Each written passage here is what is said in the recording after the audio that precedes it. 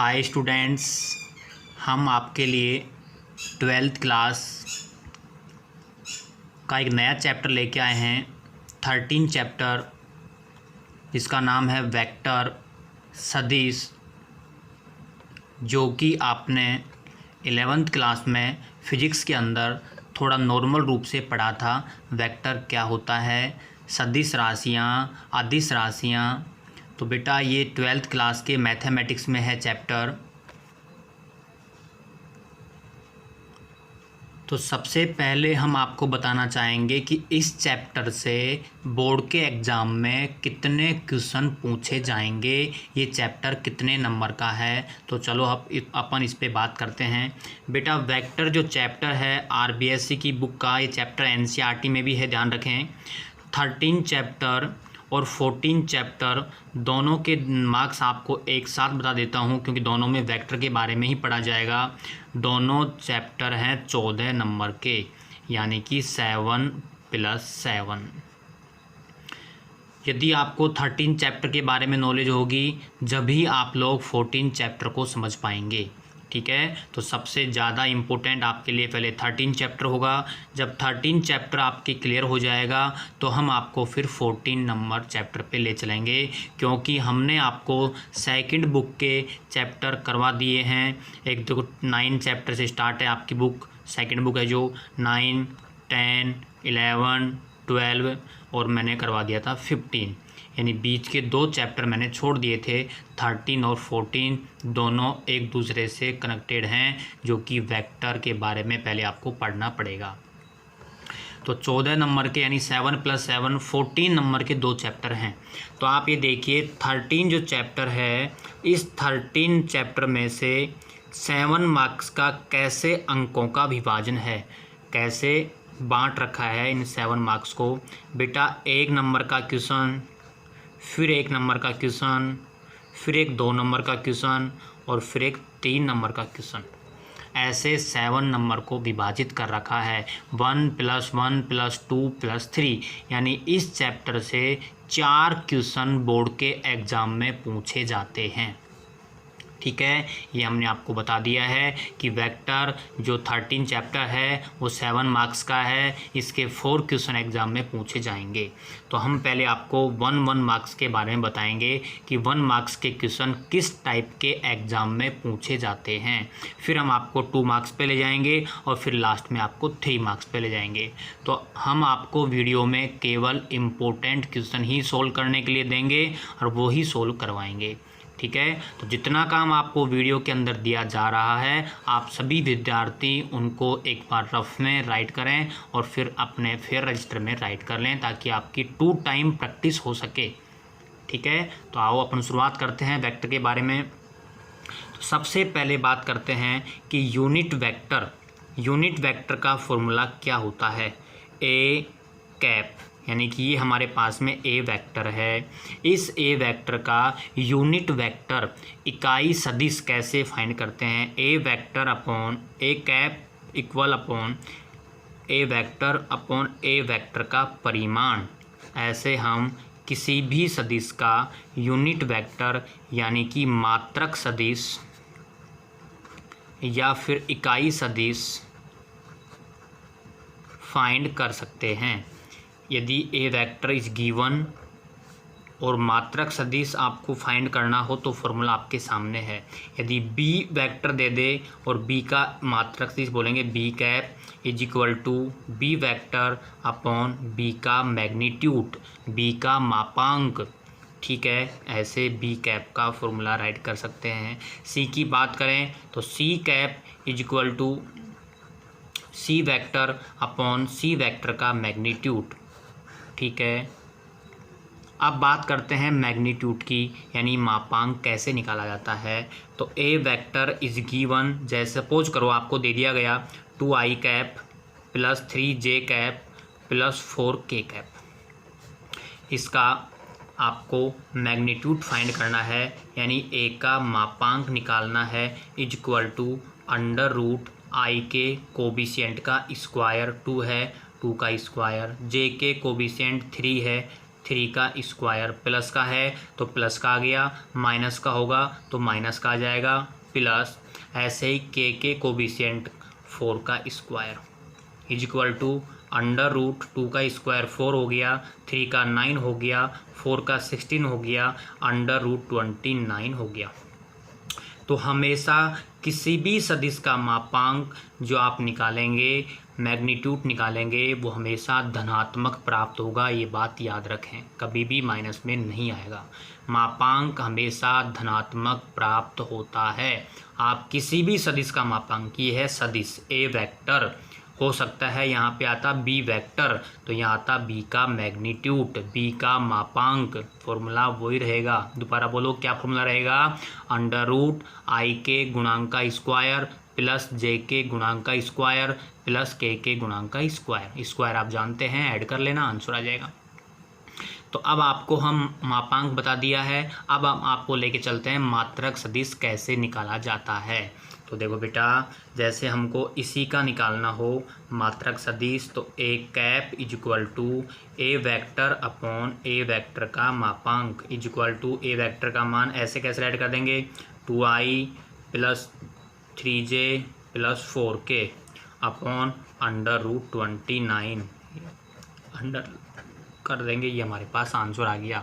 तो किसी भी वेक्टर का, किसी भी सदिश का यूनिट वेक्टर, इसको बोलते हैं मात्रक सदिश। कौन सा बोलते हैं बेटा, मात्रक सदिश बोलते हैं, इकाई सदिश बोलते हैं। यूनिट वेक्टर ए का is equal to A vector upon A vector का मैग्नीट्यूड, ऐसे किसी भी सवाल का हम फाइंड कर सकते हैं। ये मैंने केवल आपको वैसे समझाया है। चलो अब से और आगे चलते हैं। देखिए नए पेज में हम आपको बताते हैं, अभी हम आपको केवल बेसिक बता रहे हैं कि इस चैप्टर में किस किस के बारे में हम पढ़ेंगे।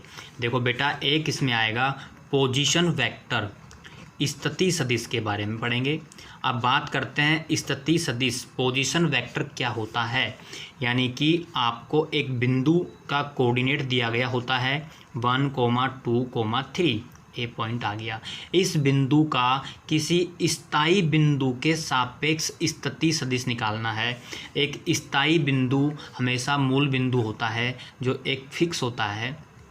उस मूल बिंदु से इस ए बिंदु की क्या स्थिति है, तो आप याद रखें, किसी भी बिंदु से आपको स्थिति सदिश निकालना हो तो उसको बोलते हैं ओ ए वेक्टर। यानी मूल बिंदु ओ के सापेक्ष, मूल बिंदु ओ के सापेक्ष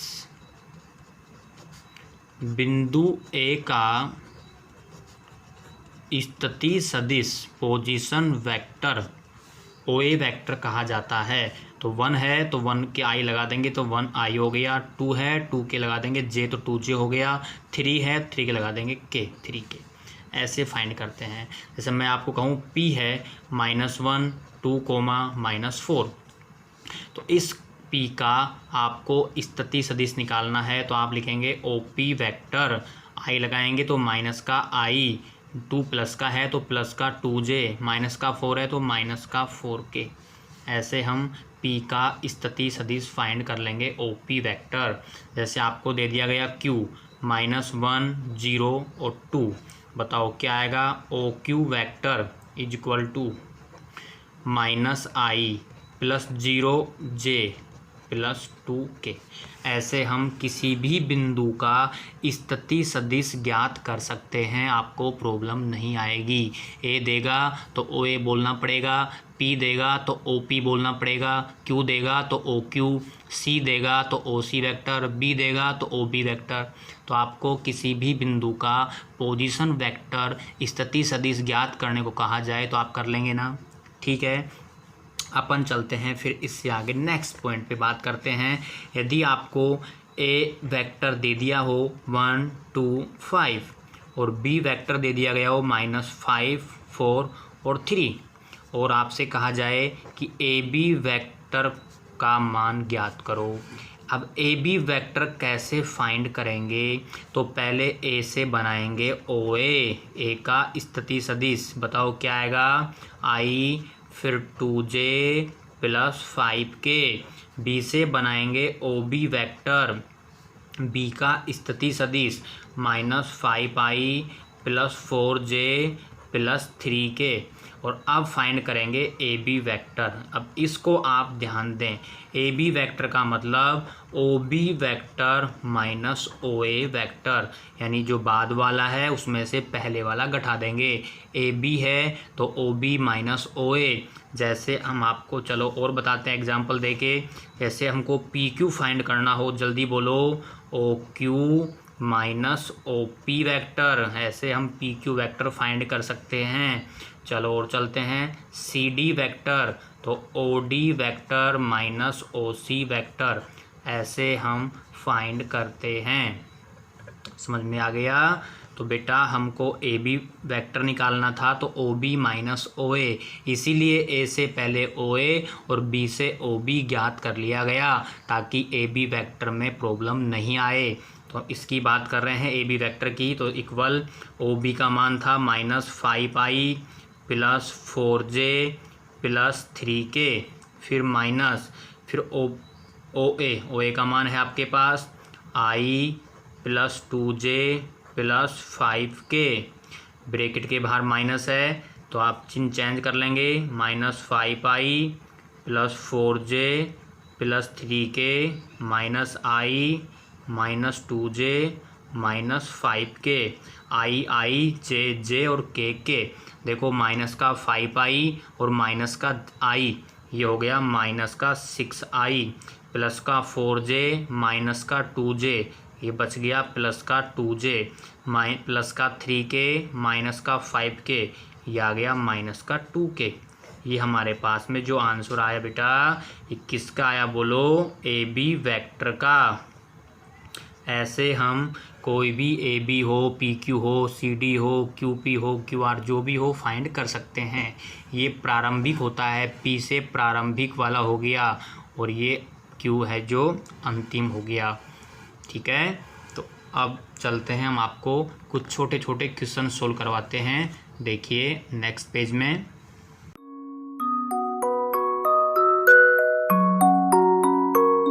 क्वेश्चन नंबर फर्स्ट मैंने राइट किया है बेटा, A vector B vector C vector दिया हुआ है का योगफल ज्ञात करो, यानी कि हमको जोड़ना है। तो सबसे पहले हम क्वेश्चन के अनुसार क्या करेंगे, पहले ए वेक्टर को राइट करेंगे, फिर हम बी वेक्टर को राइट करेंगे, फिर हम सी वेक्टर को राइट करेंगे, फिर लिखेंगे अकॉर्डिंग, प्रश्न अनुसार, according to question, A vector plus B vector plus C vector equal, A vector को राइट कर लेंगे i माइनस 2j plus k, plus B का मान माइनस का 2i प्लस का 4j प्लस का 3k, plus C i minus 6j और माइनस 7k इक्वल i यहाँ पे माइनस 2i यहाँ पे, फिर i यहाँ पे, i और i 2i और माइनस का 2i यानी 0.i, फिर माइनस का 2j प्लस का 4j तो बच गया प्लस का 2, ये माइनस का 6 बच गया माइनस का 4j, k और 3 और एक 4 और माइनस का 7 माइनस का 3k कैफ, अंडरलाइन कर देंगे। ये हमारे पास आंसर आ गया। बिल्कुल सिंपल चैप्टर है, 7 नंबर का, 100% 7 में से 7 मार्क्स आएंगे।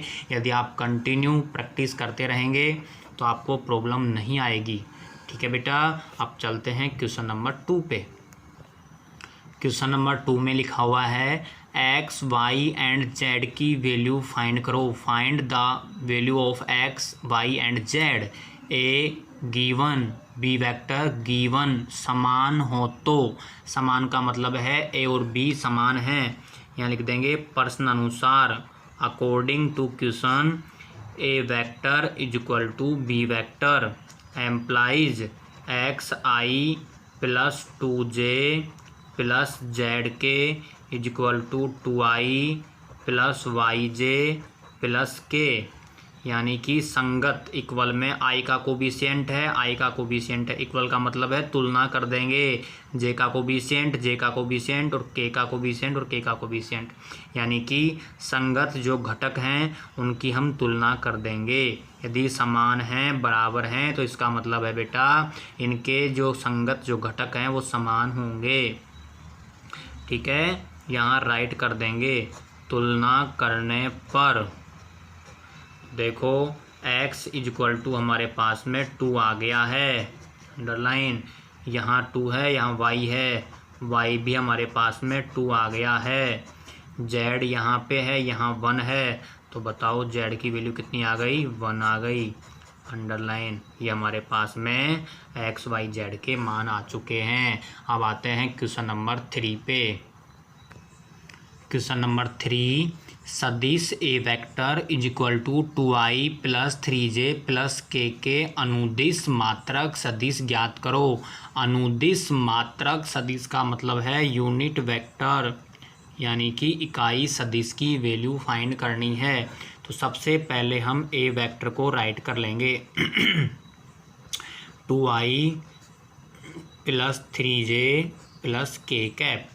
फिर मात्रक सदिश के लिए आपको पता है क्या फॉर्मूला होता है, ए वेक्टर अपॉन ए का परिमाण। तो हम पहले इसका मैग्नीट्यूड निकाल लेंगे।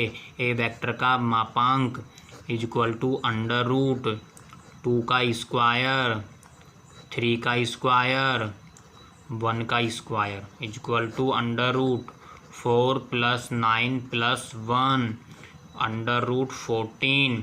फिर लिख देंगे ए वेक्टर के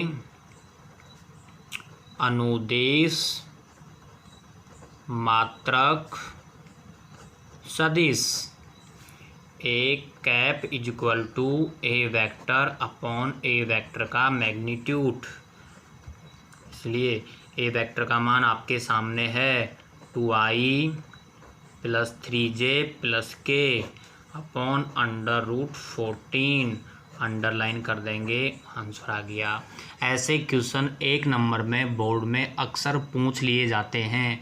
ठीक है बेटा, तो आपके पास बुक है, आप बुक में देख के इस टाइप के क्वेश्चन सेल्फ सोल्व कर सकते हैं। ठीक है, वीडियो काफ़ी बड़ा हो चुका है, तो इस वीडियो में जितना मैटर आपको दिया गया वो आपको समझ में आ गया होगा।